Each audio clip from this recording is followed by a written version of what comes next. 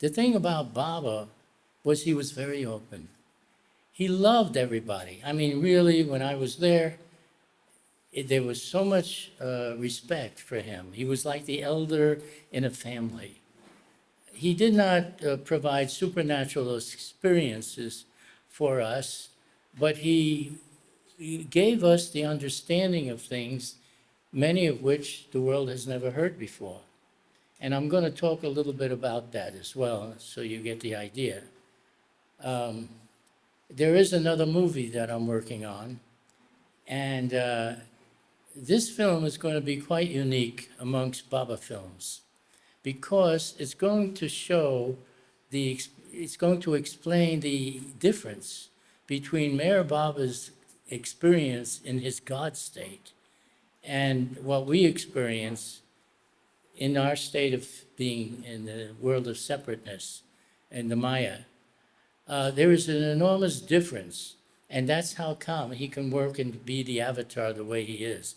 But I'll talk more about that. But I do want to say this about it.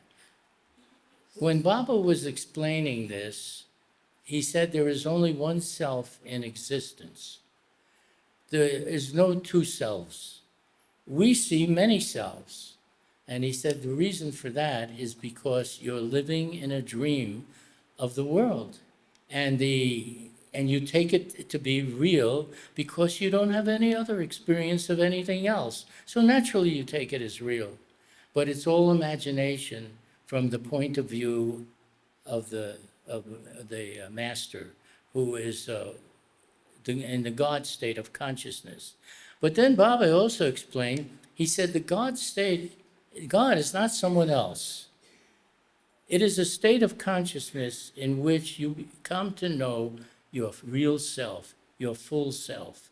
And his mission as the avatar is to clear the way so that you can actually experience that, because there's so many mental impressions that you've acquired over the ages, especially through the evolution of developing consciousness. But as a human being, the only requirement to enter the human form is to have a full consciousness. Doesn't mean how good or bad, that's all the impressions on the mind that he would say. So to him, it was what I call a come as you are party. You came as you are.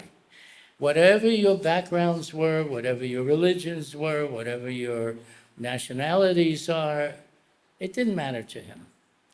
Because to him, you're all family. And and the reason you're all family is because there is only one self behind all the bodies and minds that we all have as individuals. But behind every person's body and mind, there is one self, the same self, that is Baba. And that is the self that the whole spiritual path is all about, to experience it. It's not enough to hear about it, which is what Baba told us. He said, you can understand in your intellect what I'm explaining, but the experience is altogether so much different when you experience it. You can say it's comparable to a blind man who cannot see colors. He cannot see form. He cannot see anything. And then, but you see, others, even though he's blind, can explain to him what they think it's like so that he can understand that much. But it all is impossible to explain because all he's got to do, if he could open his eyes and actually see it, there would be no need for any explanation. And it would be totally different than what anyone could explain about it. So this is what happens in the God state. According to Baba, that state of infinite bliss, when he says infinite, that means unlimited. That means there's no end. This is the source of all happinesses. And Baba is in that state all the time. But so he tells about it. He says, this is the state of infinite bliss of your own eternal existence. Eternal, you're existing eternally, doesn't look like it, people drop dead. But that's the body. The inhabitant of the body has to move on when it doesn't work anymore. Body stop working, you got to move on. But and maybe take another birth uh, in order to complete or continue completing what you didn't complete before. So Baba is really telling us something very unique. First of all, that we're living in a dream that looks real from his point of view, not ours. See, there's nothing that I see that doesn't look real to me, but I can understand that I have dreams at night that you see the people, whoever you create in your dream at night, and you say the buildings and you see the sky. You might even see a scientist looking through a telescope and trying to see how far the universe goes. All of these things you can imagine, all imagination. Even the past. You think the past is real? It has to be remembered in the present. What about the future? It has to be anticipated. Whatever you may anticipate the future, it's still in your imagination, and the only reality is the now, because that is always present, the now. You always live in the now. Never you can't live in the future or the past. You can remember them, you can anticipate it, you can imagine it, but that's not real. Imagination is not the real thing. So anyhow, Baba would give us to understand it in his very kind and loving manner. And nobody has to do anything they don't want to do. You can take his advice or not. Of course, if you took his advice, things work out. If you don't take his advice, you're on your own as to what happens. And I was asked, many times I've actually asked this here, of how is it that I came to see Meherabad the first time? And I had no money. Not enough money to fly there or get there. I even tried working my way across on a ship or boat or something, and I couldn't get anyone to take me and to find out whether they're even going to India.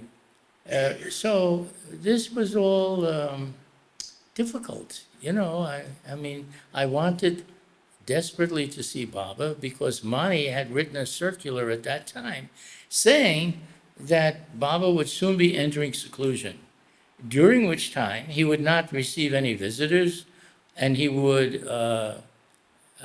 not receive any correspondence either, except in an emergency you could send a telegram. So this was due to happen when he enters seclusion. And when I got that, I was really, I was desperate. I wanted to get over there and nothing was working out. And it was 6 months from the time that I started to want to go. Oh boy, that was too much for me. So I said, I got to do something. But in desperation, sometimes the right idea comes as to what you should do. So the right idea for me was that I would sit down and write a letter to Mayor Baba directly. And in it, I said, Dear Baba, I want very much the benefit of your love, your direction, and your guidance. But the only thing preventing me from coming to see you is that I don't have all the money to do so. And I can't see where money should stand in the way of such an ideal. However, I know it is possible to come and see you if you will it. And if you will it, I will be there. And then I sent that off. I knew there was nothing I could do. So Baba answered, and he answered right away. He answered so fast, I didn't know the mail could go that fast from India, because I was in Miami in the United States, only half a world away. Well, anyhow, Baba replies. One sentence is all he said. He didn't say a whole lot. Don't worry. Circumstances will adjust themselves. Love, Meherabad. Well, to cut it short, 2 weeks later, I'm there. I'm with him now. Oh, boy. And the reason I'm talking about Baba really seeing us all as a family, there was no fear of him or anything because he's in the almighty state and everything. Religions often think that you got to do, if you don't do it right, you're going to go to hell, and if you do it right, you go to heaven. And I don't know. Baba was not like that. Baba didn't care what your past was, because to him, he had to wipe out all the impressions of the past so that you could see your real self, because that was blocking your view from the self.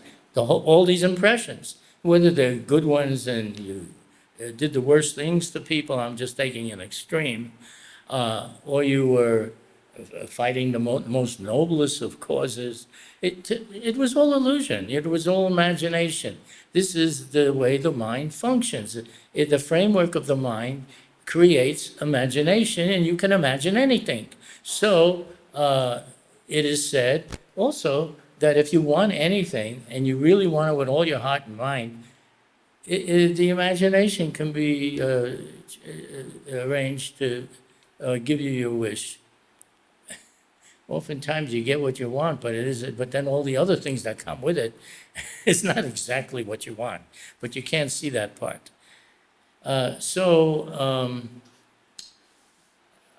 walked in to where Baba was inside in this room where there was about 15 people, and he asked me, well, first of all, he came over, he just motioned for me to come over, his arms were out, and he embraced me and gave me a big hug and kissed me on my cheeks, and then he had me sit near him, and he said, "How did you come?"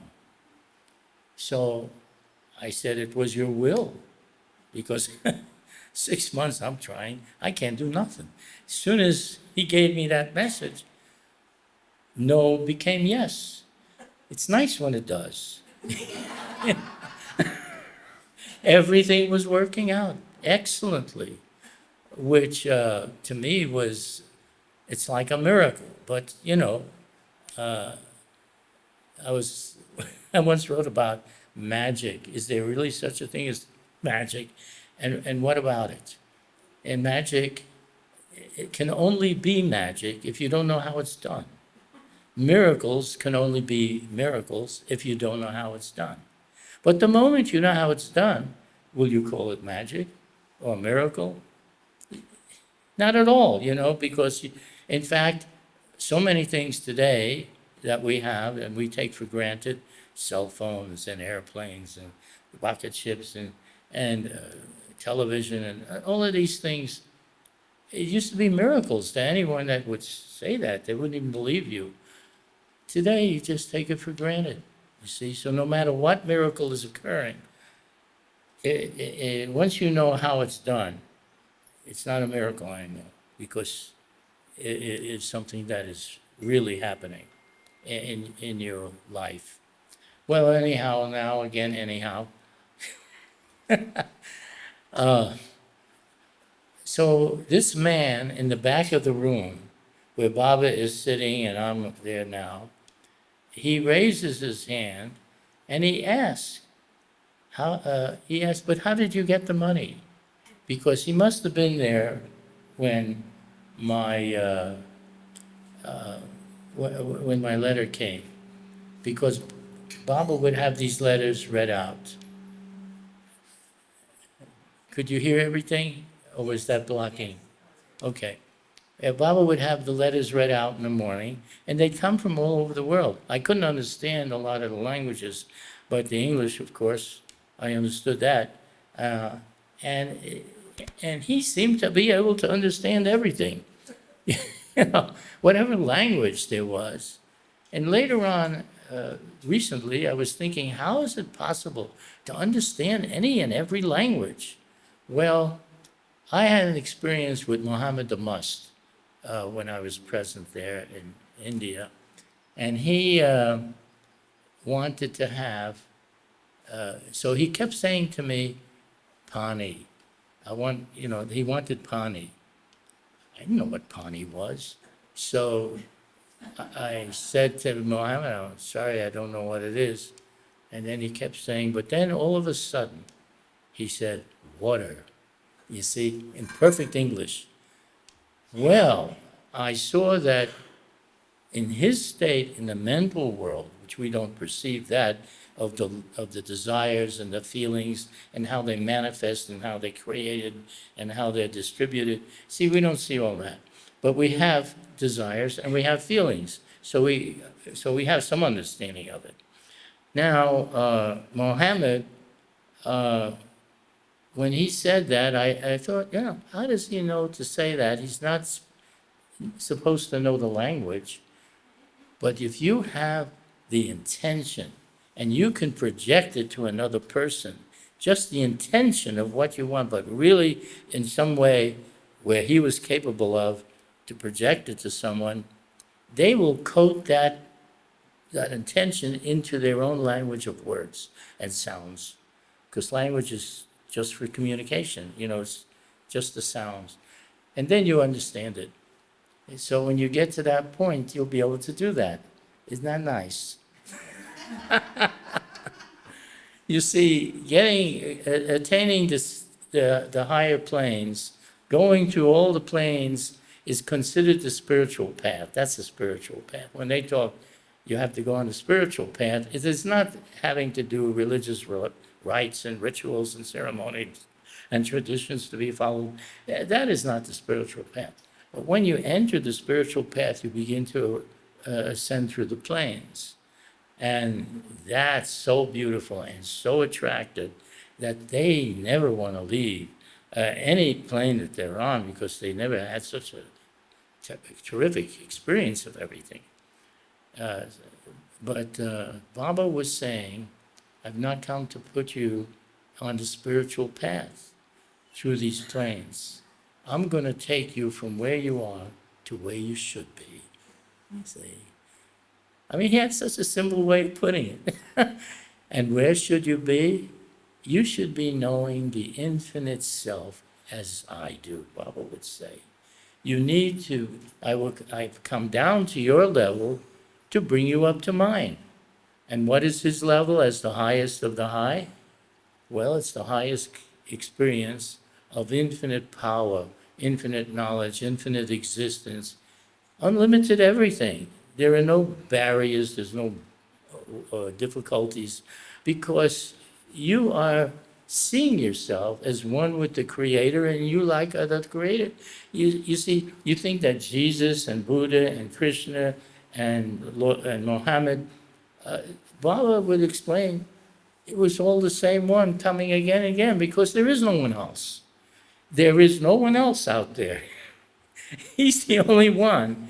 And when he comes as these people. But then when you realize God, as they all have the realization of being the one self, then you'll see yourself as the one self too. You won't see that they're different. They're all the same one self manifesting in different ways. Well, anyhow, if you can understand all that, you're good. Now, just back to being in the room with Baba, I can tell you that there was a man in the back that asked, but how did you come? And he was, he must have heard the, I don't know how he came to know that. But anyhow, he asked that question. And I thought right away, I said, he doesn't understand. It could have been done in one of 1,000 ways. You're dealing with the avatar. You're not dealing with just an ordinary person here. He can do whatever he wants, as what he sees is fit for the world and for each individual. So I'm thinking this. Then Baba, he goes like this. That's not important. The way he said it is how he came, see? And, oh, and I forgot to tell you, Baba had me stand up. After I said, I'm here because it is your will, then he had me stand up and repeat it to the group. And that's when this man raised his hand afterwards. See, that's the way that's the events that transpired at that time. If anyone has a question, go ahead. What year was that? In 1960. That was my first time visiting Baba. And he told me in a letter that I could come for 1 hour only. And then he would give me his instructions to return back. So 1 hour, halfway around the world you go and all that's involved with that. Well, I just can tell you, I remembered one thing that he said when I read his book. The one who asks for my love will be the chosen one. Well, that was one thing he said, but no, there was another thing he said. Even if the worst scoundrel stood before me and I had the wish, I could make him realize God in less time than the flash of a second. So then I thought, well, I'm not going to worry about the time element. He'll do whatever he sees fit. But Baba did tell me some great, so you see, when I went there, and I've told this before, I wanted to see God. I wasn't going there just to meet a man, and even God in human form. I wanted to see the whole thing. Just like he said that he could do this, I wanted him to do this. Well, Baba was very, very interested in what I was doing. He liked it because not too many people would come to say that they just want God. I wasn't coming for other things, for personal desires that you have in your everyday life. I was coming because I wanted to see because you see, Baba would say, I am not this body. I am everywhere in everything. You can't see that, but that's what I see. I am everywhere in everything. And you need to come to that. See, the God state he would point out is in you. It just has to, everything that stands in the way of your experiencing it has to be cleared up, and that's what the avatar's job is. He has this job. It's quite a job, 8 billion people in the world, and you have to deal with all of them, with all their different thoughts and ideas, imaginary. When he talked about world leaders, people get upset because they don't like what this guy does, maybe they love what this other one does. It's natural for us to think like that. But in Baba, he said, they're all puppets on my strings. The masters control the mind, and everyone functions according to their own thoughts and mind. And so it is that he gives them the thoughts and feelings of what they have to do in their life. And you think that because hundreds of people, thousands, maybe millions die in wars, so why does God allow so much death to go on? Because you don't die. That's what the masters see. We don't see it like that. Bodies die, but the inhabitant has to leave the body and go on and continue on in their learning and in their growth, if possibly in another body, or if they're fortunate enough to get liberation from some master that can do it, then they don't have to come back again. But this is what the avatar does. It's his job description. If you go for a job, they're going to ask you, what do you want and what do you do? And that's what he does. I think he's really great, actually. When you meet Baba, it doesn't have to be in physical form. Most people don't meet him in physical form. Throughout the ages and generations, he's not in a physical body. It's nice, of course, when he is, to be able to meet him that way, but you can focus on him anytime. And if you're, all that's required is sincerity. Because if you really focus on him, then, and explain whatever your personal problems are, or your desire for enlightenment, he hears this because the mind is everywhere. He's in the universal mind, which contains the minds of all beings and everybody. So he is out to help everyone. That's what you do when you're all powerful. What do you think you're going to do? To make yourself a king? It doesn't, to him that's all for children. To fulfill the desires of having money or having anything, that you may desire of the world. But I didn't come for that. I came for him to show me the real thing. Because Baba kept saying, I'm not this body. You have to see me as I really am. And I said, good, I would like to see that. I was a bit bold in those days. Probably still am. I don't know about that. But you have to be truthful and honest with yourself.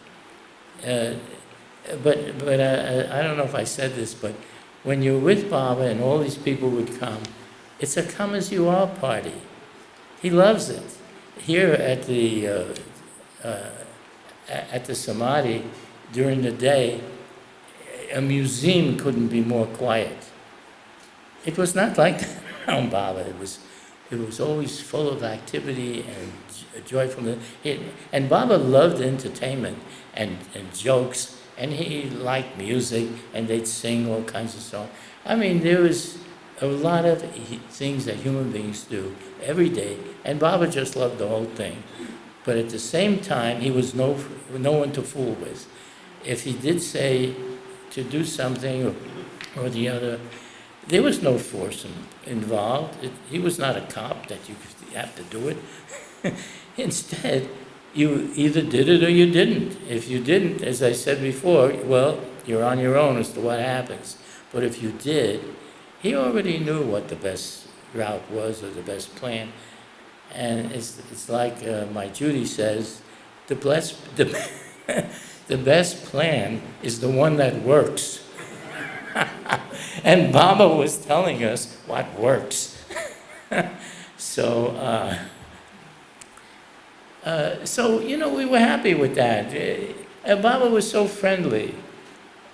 There was none of this fear or feeling that you're abandoned or that there's someone else higher than you, even a Mandali.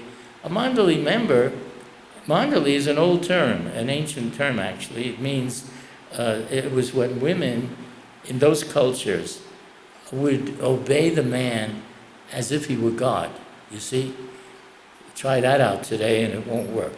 But that's the way it was then in certain cultures, only certain cultures. So it was the one who serves and the one who obeys, and that term is what's put on the Mandali because they do serve and obey, and they worship Baba at the same time, you see. So that's what was happening with that. And Baba didn't care for people to bow down to him. In Guru Prasad, there was one day when 10,000 people came.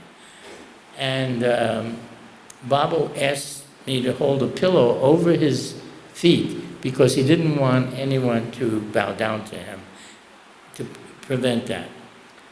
So I did, and they would come, and because it is the custom, spiritually, or religiously, I should say, to bow down to the feet of a master or a saint or someone that you revered. And Baba didn't want that. He wanted you to look at him as not only the divine self that he was, but as a friend, like my dad used to look. You see, should I say about my father? My dad started off when I see something was happening. For 3 years, I was feeling that I was being guided, and I was being guided. By whom, I don't know, but I had that guidance.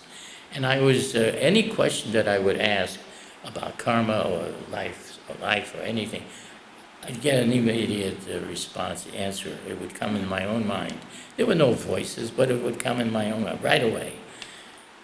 Well, one day, I get this, so my brother, in the meantime, who had no spiritual feelings, was studying to be an actor. And he was pretty good when he was acting. But, so he told me, he went to the library to get a book about acting, to further his acting career. Instead, he sees this book called Listen Humanity. Listen Humanity. Wow, what a name for a book, A Whole Humanity. What has this author got to say that is to be for the whole everybody?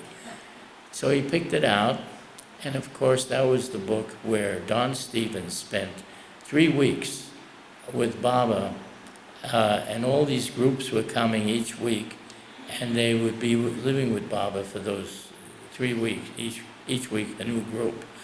And he recorded the things that Baba told them, all the time. I don't know who read the book, but if you did, then you know that this is really quite amazing. And when Baba, okay.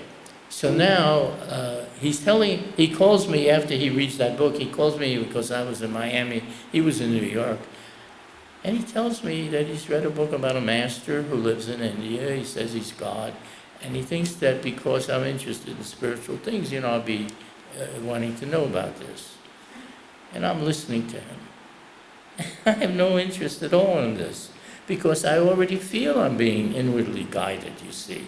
So this was now not something that I thought I would want.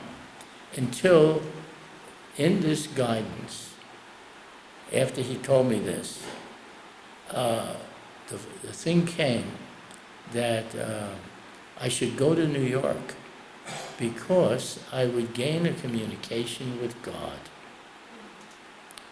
And it was very strong directive at that time to me. Well, I didn't know what was going to happen or anything. So in the meantime, I'm with my family, and I have a job with my dad in his real estate business. And then also there was all of my friends and everyone. So my father, who's really quite sharp, in spite of his ability to be obnoxious, but he is sharp. And so he says, so I told him, I plan to go to New York in a couple of weeks. So he says, why do you want to go to New York?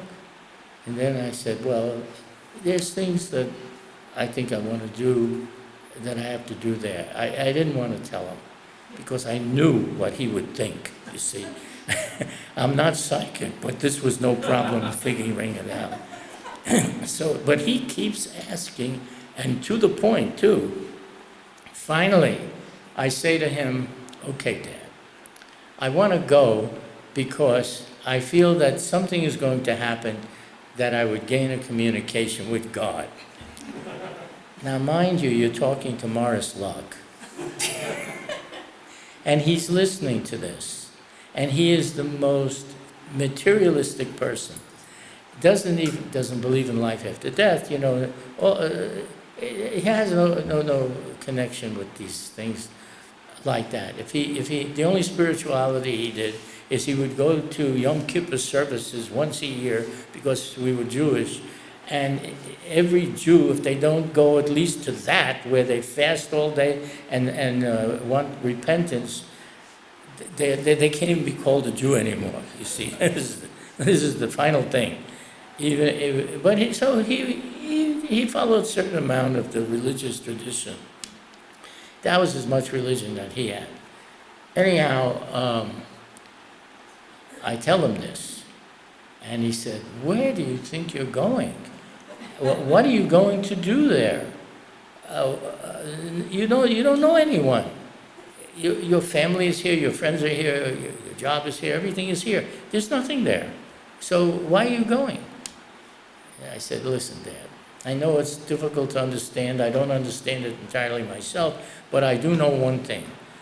Something real is going to happen that I cannot miss out on it.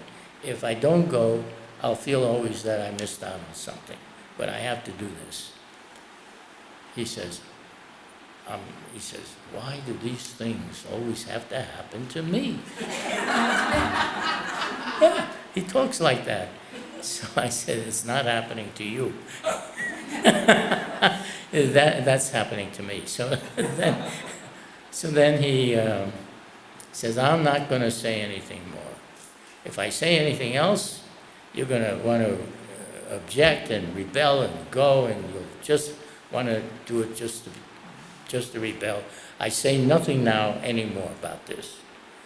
So I was relieved he wasn't going to bother me about it. And so I did leave in a couple of weeks. I'm in New York, and for 4 days I'm doing this meditation that was always very successful for me in this here hotel, which I rented a room in. It was, I can't say it was a rundown hotel, but it was, it was a poor hotel, kind of. I had no money. I only went with $70. Oh, brother, try going to New York with $70 and see what happens. But just the same, that was it. 4 days now, I'm doing the meditation, waiting for my next direction or instruction. Nothing happens. 4 days of complete nothing coming from anywhere else. Well, next door, there was a church, and there was a priest in the church that my brother told me about. He said when he was in New York. And he said, "You ought to go and talk to him also. Tell him whatever you want." And so I thought, well, nothing's happening right now. I'll go over there. And I talked to the priest. His name was John Dam. I'll never forget that one. John Dam for a priest name? I thought that this is the strangest thing I ever heard. He should at least change his name, maybe to fit in with this profession. But okay. And so I talked with him, and he was very nice man. And he says to me, and he says that he does paintings that one day the world will hear about, but not yet. So I thought, well, that's smart, thinking of the future. But then he says, after I tell him why I'm here, because he asked me that too, and I said, "Look, I'm here because I think I can get closer to God." And he said, "Read this book of Yogananda, the autobiography of a yogi. He served the master, and you will learn a lot about the experiences of the path." So he gave me to understand things. And I'm sort of paraphrasing things, but nevertheless, that was what it was. And I had no intention. I said, here I am. I'm out to find God, and now I'm talking to a priest who is not even my own religion. And he's telling me about a yogi that's not his religion. And where is God in all of this? So I thought, oh, well, I'll go to the library, I'll read it there. And I did. And then I read that book, and it was really quite fascinating. But I learned something. I learned about masters. I had no idea about masters living in the world. It made sense to me that there should be some people that have achieved the highest or advanced consciousness or whatever it is. But I didn't know anyone like that. But just the same, I read the book, and as I'm reading it, I'm now remembering what my brother Edward was telling me. He said that, let me see, he said about the book about Mayor Baba. So I'm thinking, this Mayor Baba, I got to read this about this Mayor Baba. He spoke of him as a master. So I read the book. And in the book, two things really strike me. His tremendous love, in which he would bow down and wash the feet of the poorest of the poor, and while at the same time declaring himself as the God in human form. This was the most humble act that you can possibly imagine. And yet, at the same time, he was who he was. And who he is where, he is. But so he explained that the reason why he does this, it's because this is a model that he wants to project for all the benefit of humanity in time to come. The lepers and the others that came, that he would bow down to, he said, these diseases will be now eliminated. And because you see, Baba is not a prophet. He's not one that predicts the future. He makes the future. So naturally, he knows everything. You make the future, you're going to know it all. But a prophet tries to predict what the future may hold, which is quite different and isn't always correct at all. But anyhow, so Baba was doing that. That was the first thing that impressed me. His tremendous love. Wow. Love will get you every time. You can't beat love. Love is good. It's the universal language because there isn't anyone who says, or I've ever talked to, that said they didn't like love. I don't care what their other beliefs were. Love was good. So now Baba was expressing this kind of love for everyone that came to him, everyone that met him. Many people met Mayor Baba in their life. He may have seen maybe, I don't know, hundreds of thousands or millions of people in the course of his life. And he said what he was doing was planting the seeds of love so that that love could blossom into the realization of the infinite self, which then you reach the end of the spiritual path, which is the God state. You see, you're not in the mind, you're now, I should point out this, the God, to attain God realization, when you're living in a dream, what he says is a dream, you don't see it as a dream until he wakes you up. Because the end of the path is to be woken up. It's not yogas or meditations or all these disciplines and fasting and the various things that people do in their spiritual efforts. No, the real thing is to wake up. But you can't just step out of such a dream or illusion and wake yourself up. You can't do that.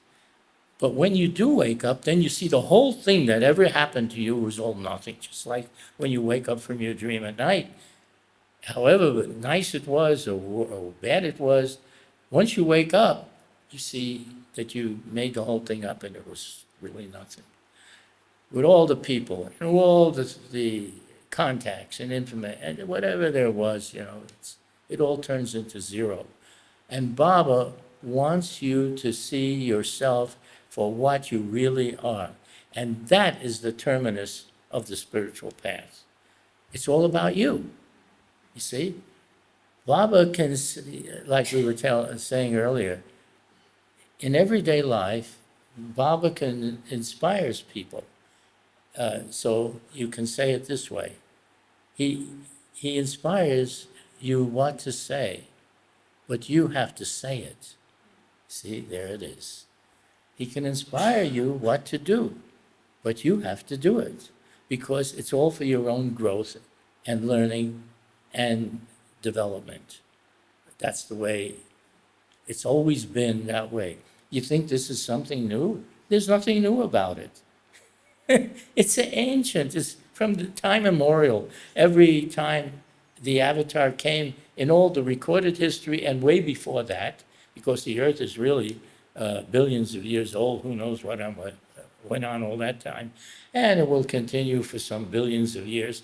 And so Baba explained that when the Earth no longer is suitable for habitation, another planet is set up to continue life as it progresses there. It's all so simple, it's a great plan. I couldn't think of a better one myself, I just think of plans. But you don't know this until he tells you everything. For instance, why is there such a huge population in the world today? Like never before in all the history of humanity, there was never billions of people living. And Baba said it's because there are many souls on distant planets and worlds that want to come to the earth to take advantage of the avatar's push and advent. They come for that, and that's why they get born. But the trouble is they can't remember anything. It's not a trouble, actually, but it is the fact. You come in and you get born with a brand new brain, which nothing is written on it. The only thing you can have is intuitions or feelings about doing things. But then it gives you the opportunity to start fresh and to continue your development from a fresh start, regardless of anything you may have done in the past or any connections that you may have had. And then you start, if you could remember it all, you're not developed enough to be unemotional about people that you had met before, and then you're not there with them. All of this is like an old system. You're an inhabitant of the body. You inhabit a machine, a biological machine. If you ever see the pictures of what your internal organs and everything is functioning and everything has to have a part to play, and you have a heart and you have blood vessels and you got all the things. I mean, you couldn't make a better machine. And you inhabit that because you have to learn the lessons that he wants you to have in order to, with your full consciousness, you see, you have one thing, you have a full consciousness, is to be able to see the true nature of the infinite self, which again, I'll repeat, is very nice. You're going to like it when you see it, there's no one that's ever come back to say they didn't like it. Have you found anybody that ever came back to say, oh, I experienced God and I don't like it? No. And they want more yet. Well, Baba prepares people to become a seeker. You just don't become a seeker. In my case, he said I was sent to him by another master. He told me that one day in a sort of offhanded manner. There was nothing particular why he said it. He just happened to mention it. And in my mind, you try to give reason to things. I thought that what he was doing was looking into my history because he can see the whole thing. And so he saw that I was with somebody that was a highly advanced soul. I don't know if he's God, realized it not, but he sent me on to the Avatar because I was not able to attain enlightenment at that particular time, and maybe even that particular master was not a fully God-realized person. So I have no idea about any of that. But I do know that you have connections in the past. And many of these connections boost you on. They help you. You're always following in the footsteps of those who have come before. part of the humanity that follows in the footsteps of those who have come before. And so, in the course of even many lifetimes, you began to get the urge that you want to see, it's enough is enough already. You want to see the real thing because you've tried so many things, and now you want to see the real thing. Everything you tried lasted maybe for a little while, if it lasted at all, and then it's gone, and there's a new thing, and a new thing, and a new thing. No end to that. And then finally, I got to find out what they're talking about. What is this here? Peace that surpasses all understanding. What is this love that they say is universal, unconditional? It is an energy that affects everyone and everyone and anything that comes near it, which is what basically Meherabad. I have a story to tell you about my brother, because when I went to see Baba, he asked me, "Where's your brother?" That was Edward, and Edward was in Miami. And he couldn't go because, I get into this whole story, but my father tried to stop us and with the police and everything. And, it's a story. Anyhow, he's trying to stop us. And Edward decided to go back with him, but my father said, "I'm not financing 2 expeditions. One is enough. You can go because you were working with me and he wasn't." Crazy stuff. But anyhow, I asked Edward, I said, "Man, listen, Baba did say we should both come together. So I'm not going to go anywhere. And we just stay here in New York and work it out somehow." But he said no, he had to go back with our dad, and he just wanted to, he said, "You go and you prepare a place for me or whatever you do, and I'll come later." I said, "Well, if you decided that you're not going to go, then I will go. Otherwise," I say, "we go together." Well, anyhow, it worked out that I left. Now, the part I'm getting to is that Baba asked, "Where is Edward?" And I told Baba, I said, "Well, there were difficulties in the family, and my dad objected to everything. And anyhow, I shortened the story. Bob already knew this, so he said, "All right, you send Edward a telegram, and you tell him that I will be with him as you are with me." He told him that. Now, I'm going to skip over what happened over those 2 weeks and just tell you what happened when I came back and talked to Edward. So I came back, I arrived, and I said, "Well, how things have been?" And he tells me, he says, "I want to tell you, I like to go and sit on the beach wall where Miami Beach is, and just sit on the wall. And these kids would come up to me, these children, and they would just hug me, hold me like that. They never did that before. And he was just being really loved, I suppose you could say, by the children, by their action. And then he said, I walk in the street and people turn around and they look at me. And they just, when I'm walking, I don't know the people, but they do that. So then he said, I didn't know what was happening until I got your telegram that Baba would be with me. So Baba put himself with Edward. And that's what would happen when Baba would walk in the street.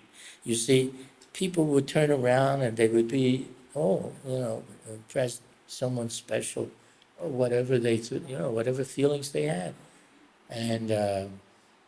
And people loved to stay with Baba. I wanted to stay with him. I didn't want to return back. But Baba told me, he said, now you have to leave. First he asked me, if I ask you to go, would you go? Well, what am I going to say? No? So I said, yes, if that's what you want. And then Baba said, you leave and you go back and you tell others of what you experienced here. So then he motioned for me to come over to him and he gave me a big hug and embrace. And then I stepped back to go.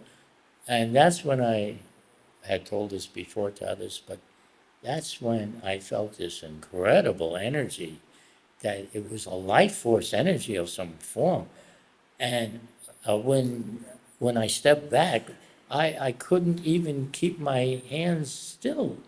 It, it was making me very restless, and it lasted until the next day. And then it subsided, went away. But there was that, and I felt it wasn't like electricity or that kind of energy. It was, all I can say, a life force energy. It was very powerful and very unexpected as well. So, I'm open for questions. I don't know how long you wanted me to talk. Yeah, Edward, you said, Edward, Irwin. we known each other since 1970. You were at the point when you came to India thinking that you were going to be with Baba for just 1 hour. Yeah, And then Baba told you be with me. And he took you everywhere in his car and throughout the city and all that shebang. Please tell us about it, sir. I like the way he puts it, it's really good. You should be, come on over here, you should be giving the talk, for God's sakes. All right, sit there, I'll tell it. Well, no, what he's saying is so, because he's heard me tell about it. But I wanted to stay with Baba. I tell you, once I was with him, I didn't want to go nowhere. But then Baba is on a mission. He has his work to do, and he sent me back to do that. There was even, so what happened, for 10 years, he was directing and guiding Edward and me and the whole family and everybody else that that came connected with the family. I mean, it was amazing through these letters. And even my father, who was so against him, boy, was he against him. He said the worst things about him, and then he would write about how he's just nothing but trying to get money and everything else out of his people. I mean, he made up all kinds of. He made a case for himself, and he was telling him that these two sons of mine, they're just thieves and they robbers, and they're not the kind of disciples that you would want. You should tell them that they should never come and they'll never get God realization, and that you want and to leave, to excommunicate them. That's the way he actually said this in letters. He was writing to them like that. So how did Baba answer? Baba answers him, and he says, Dear Mr. Locke, you're apparently very concerned about your family, and you want the love to stay in your family. Bob is very happy about this, and he likes for family harmony. And Baba is, Erich is writing this for Baba, dictating it. Baba sends his love and blessings to you and Edward and Irwin and the family. That's the way he answered him. There was no retaliation for whatever terrible things he was saying or defending himself or no. He just told him straightforward something that would mean something to him, because you see, he was also concerned that Baba was going to take the love that we had and put it to himself, and not to the, it shouldn't go to the family. And boy, he was worried about that. What? Did you want to say something? No. Okay. Not.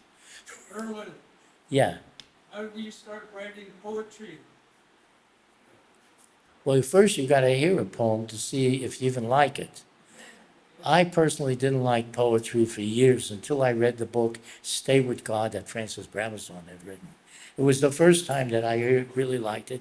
And the reason I liked it is because it really said something besides being flowery and saying how nice the rainbow looks and how good the people are in the houses and all the worries of the world.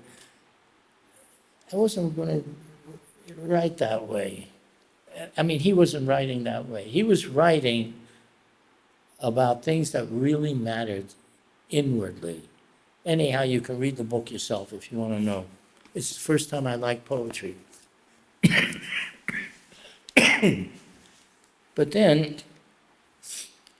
and this is after Papa had passed away. Well, first, no, I got to say this. I used to write poems to Baba all the time. And in the letters that I would send, how do you write to an avatar? How are you? Do you feel all right today? You don't write like that.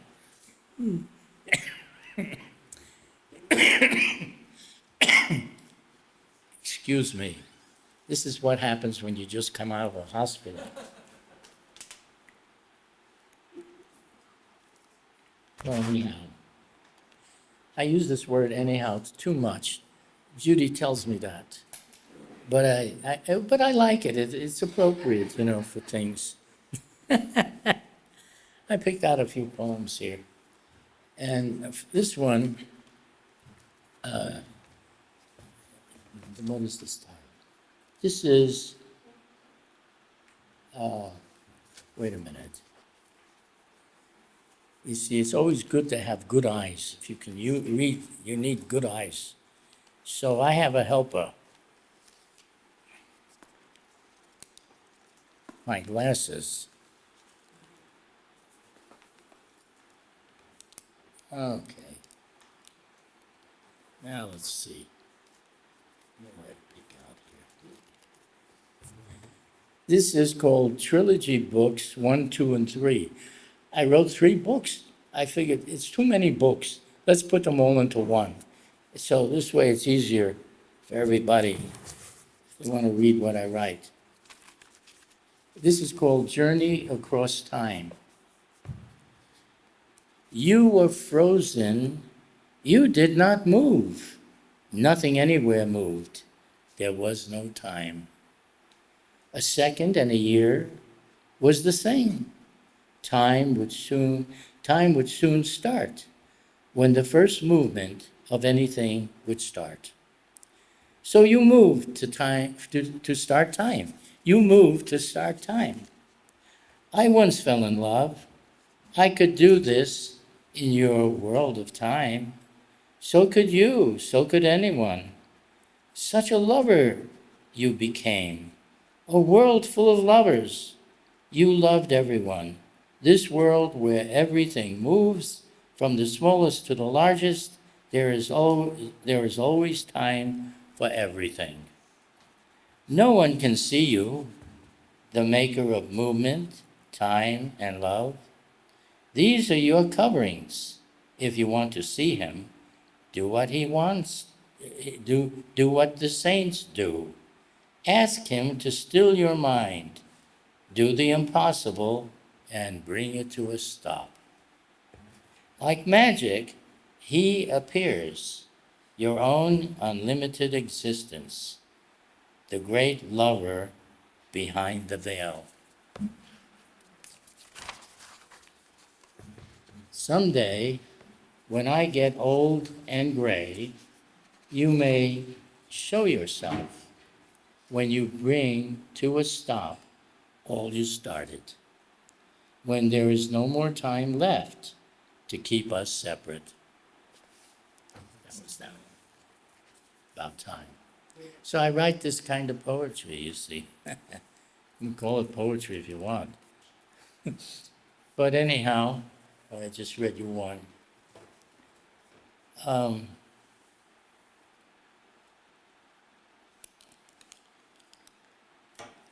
You want to ask a question?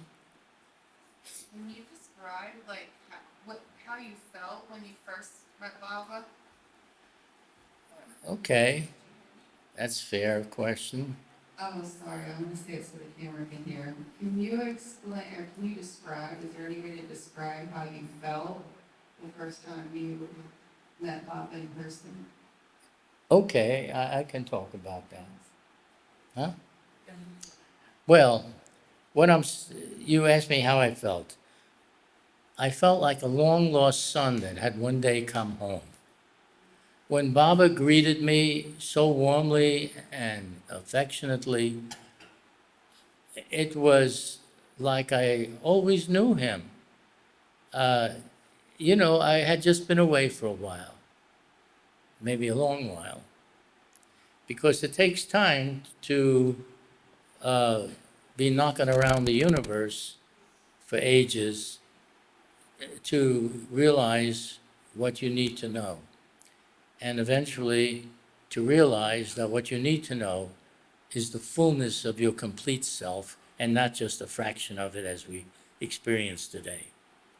So my feeling was I liked him right away and he liked me.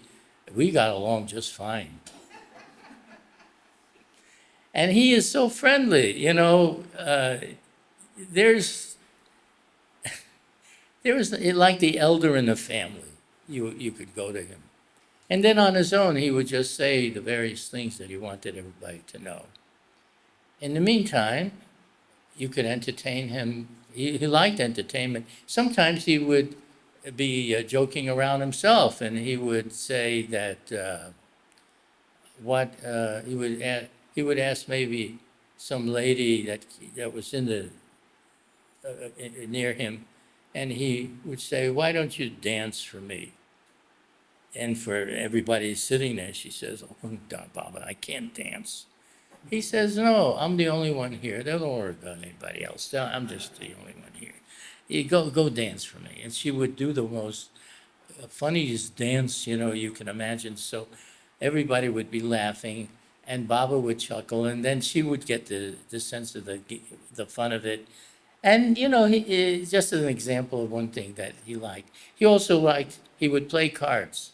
I played cards with Baba and the group that was there. So we were all like in a circle, and someone would hand each of us a card, and then one card down and one card up.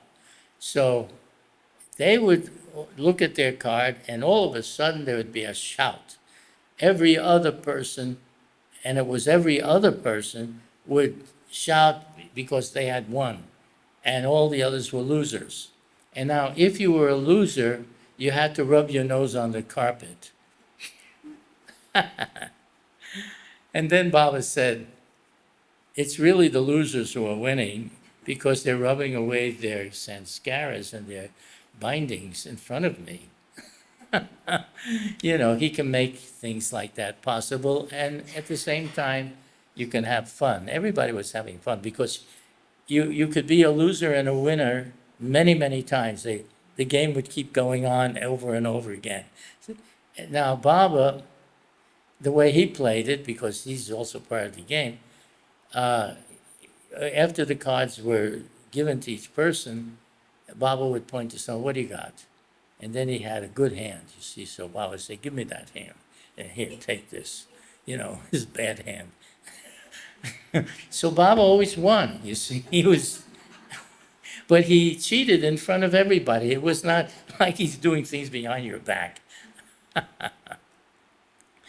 And it was just part of the fun. Baba liked music a lot. Madhusudan was someone that would sing ghazals for Baba. And when I was there, he was singing these ghazals. And Baba was very animated when he would sing because these ghazals are love songs to God. That's what the basis of a ghazal is. And they're sung in India. But Baba would express the divine self loving to hear this because Baba liked you to express your love. Sometimes he would ask, "Do you love me?" A person would say, "Baba, you know I love you." And he said, "But I like to hear it from you." like that. You see, you have to be a part of whatever it is. And Baba was not exclusive. Uh, when he did things, it usually carried over to many, many people. I'll give you an example. In the Bible, it states that when the Messiah comes or Jesus comes or whatever, he'll come down through the clouds and he will be there to enlighten the world. So, did Baba come through the clouds? He came in a plane. Does that count? And now he's made it so everybody can come through the clouds. And he's not exclusive. It's everybody. Then, look, some of this is my own view too. But I'm telling you what I think also. And then it is prophesied that he would, let me see, what was that? There was another thing that people, I'll come to that later after I think of what it is again. Things slip my mind these days, you know. I'm only 87. You know, I'm just a kid in his world, but I'm an old man here. Although I don't feel 87, I must tell you, I feel pretty good. The whole time I was in the hospital, which was for 5 days, I was feeling great. And then they tell me when I came in, they said, you have pneumonia, so you got to be treated. I had no symptoms, no nothing. I was all right. So they gave me antibiotics and all that. This was great. And I'm still here to tell the story. That's right, you know. I asked them, oh, how old do you think I am? You know, sometimes they say, oh, well, you must be maybe in your 60s, early 60s. I said, look, when I'm 300 years old, and you can phone and you're 60 now yourself, you'll only be 40 years younger than me. You'll be 260 years old, and I'll be 300. And it's not that much of a difference.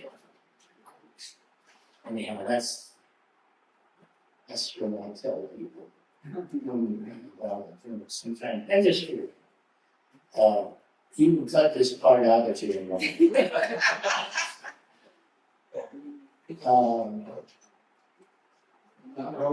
Yeah. You were talking about your father, and now Baba had something that response. Oh, yeah, I should give you over. You see, my dad was very opposed. He was getting these letters. He would write about the worst letters ever heard. And condemning his two sons that they were not worthy of doing anything with be with him. He said all this thing. He'd make up all kinds of things, but he didn't. He was always a good man. He should have been a lawyer. But he wasn't. He was in real estate business. So anyhow, I'm just saying that he would write like that. So then he would get these letters back off at his emotional. And Baba was so full of love. This is all over. He asked so many questions about Baba should do this and that and the other. And Baba just kept telling him very loving things about to do with his family and and how much he loved how he to be in the family, and that he wants everyone and everyone to fly back and to be able to join him in his business.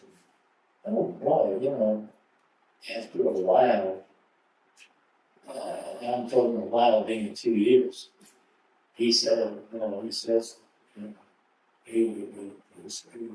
can ask him, he was telling me that Baba's letters, he likes his letters. And then I asked him, so he was telling me about his friends, You see, my dad was very, very critical. He would find fault with anybody and anything. That's how he was. And he would be very outspoken about it. He didn't care who heard what. On the time they were faced, he didn't like something. You can be sure he would tell you that. anyhow, this is what happened. When Baba was,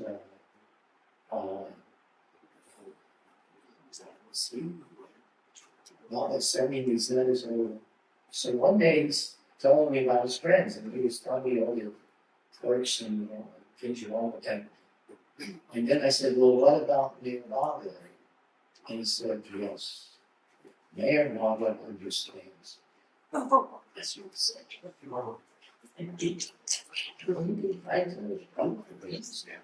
About Baba as his friend, always been a friend. I could follow him as follow eternity. I mean, the things that he would say were really, the most closest disciple would be thankful if it was the same to express themselves that way. But he did. And then,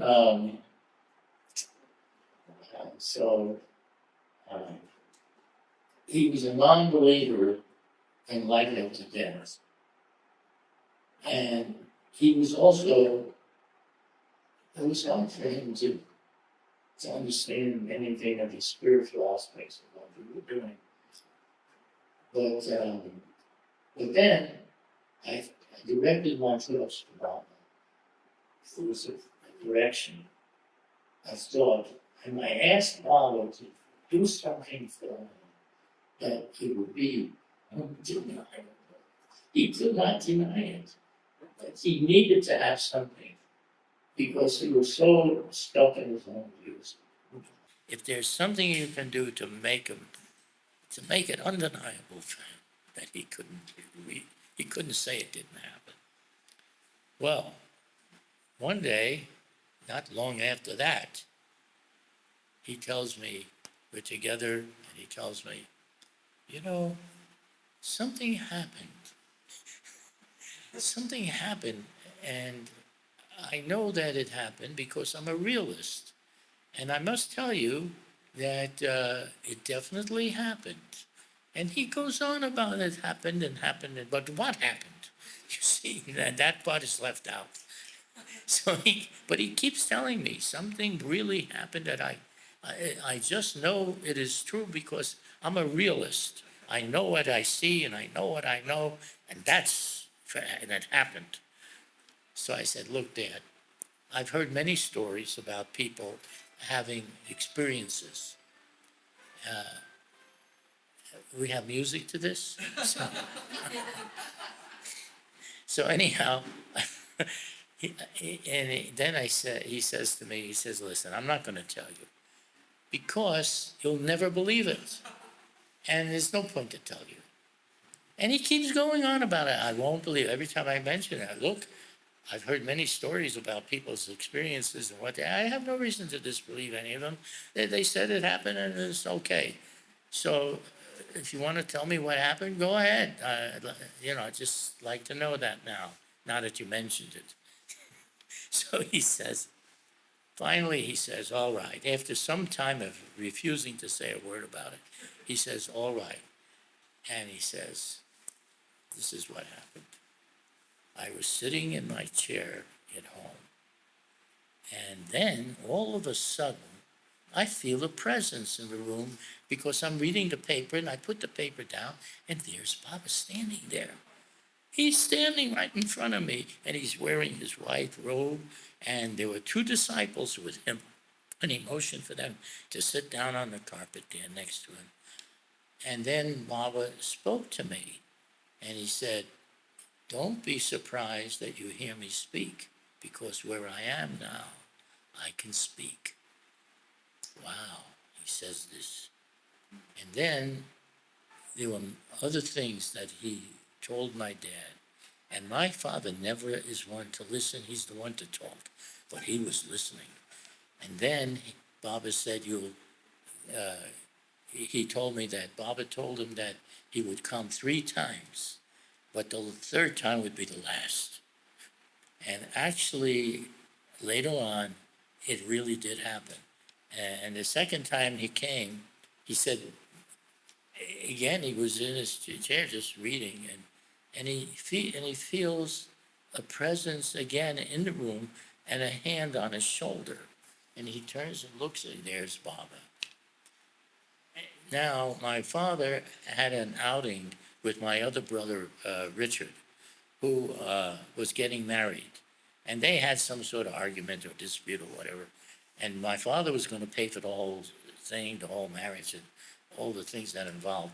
And uh, and then when they had this argument, he says, "I'm not doing anything now. I'm finished. I'm not doing anything for you. You can do whatever you want on your own." And now this was a problem because, he was not in a position to afford the kind of people and everybody coming in. Anyhow, that was difficult. So now Baba is there with him. And Baba, he tells me that Baba asked him what he was troubled by. And then he said about this argument that he had with his son, and he decided not to do anything to support that marriage. And Baba said, "It'll be okay. You can support it. Do everything like you had planned originally. Just do it." I'm paraphrasing the way Baba said, but that was the essence of it. And then afterwards, he disappeared again, and my father calls me because I was now in Myrtle Beach, and he says, I tell you, this second time that he came to me, and this is what happened, and I'm telling you, I would never have listened if the rabbi had said to do this. But because Papa said it, I'm going to do it. And he calls my brother and he says, "I'm going to do everything now." He completely reversed himself. Unbelievable, for him to reverse himself. You reversed yourself, not him reversed himself. But now he was doing this. Why? Because now he respected Baba so much and appreciated.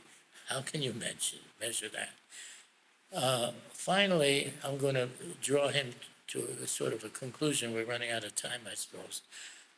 And when he was 94, that's when he died. He passed away out of his body and all of that. So, but before that, maybe a year or two before it, I asked him, "Well, what do you think of Baba now? Do you think he's God, or what do you think?" And he said, "Now I am one of you."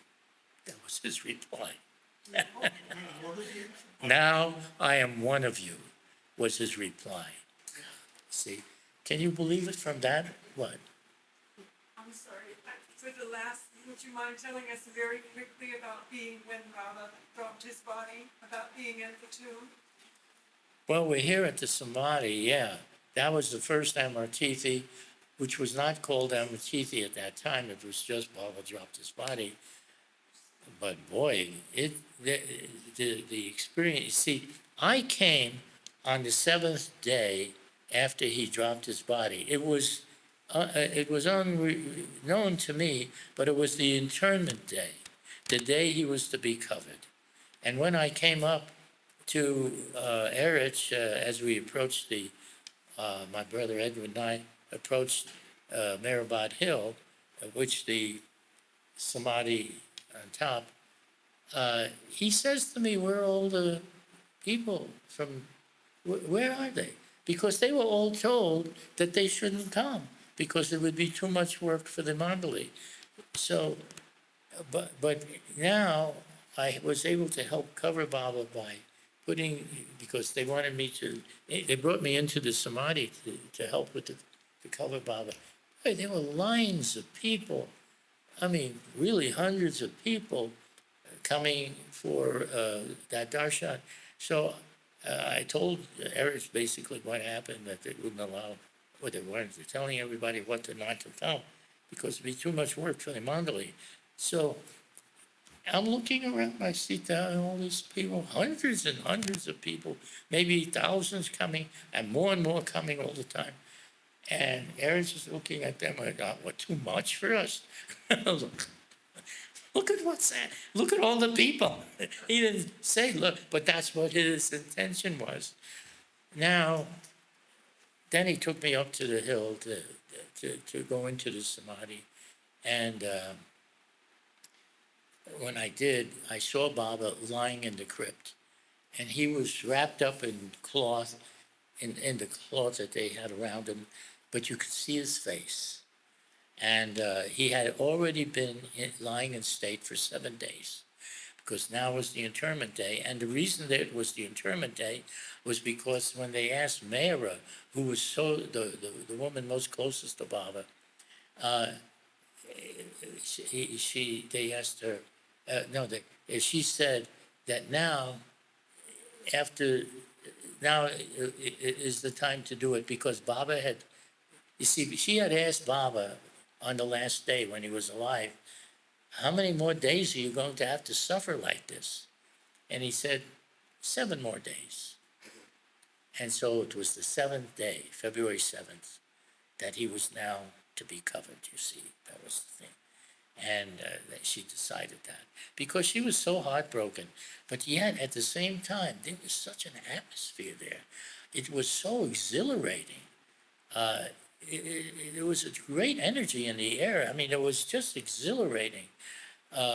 Anybody that was there couldn't help but feel it.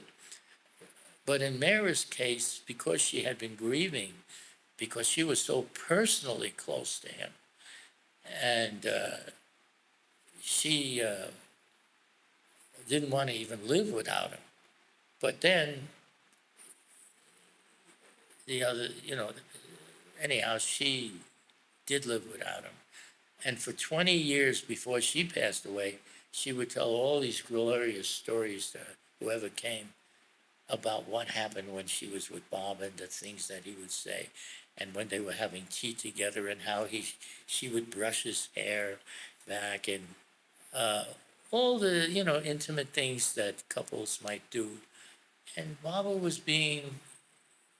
loved her very much, and she loved Baba very much.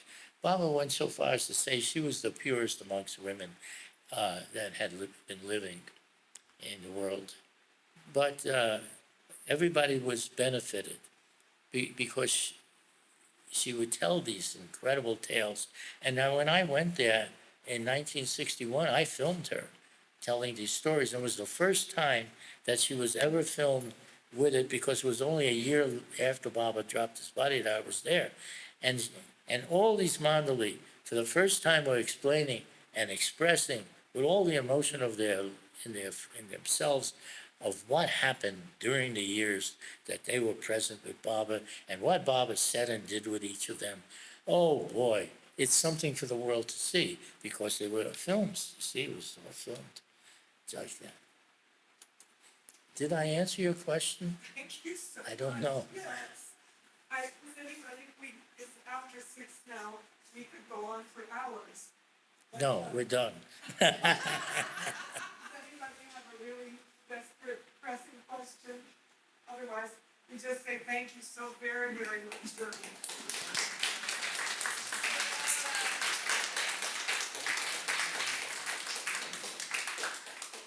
It's my pleasure to have all these remembrances with my family of lovers here at Baba. Meherabad.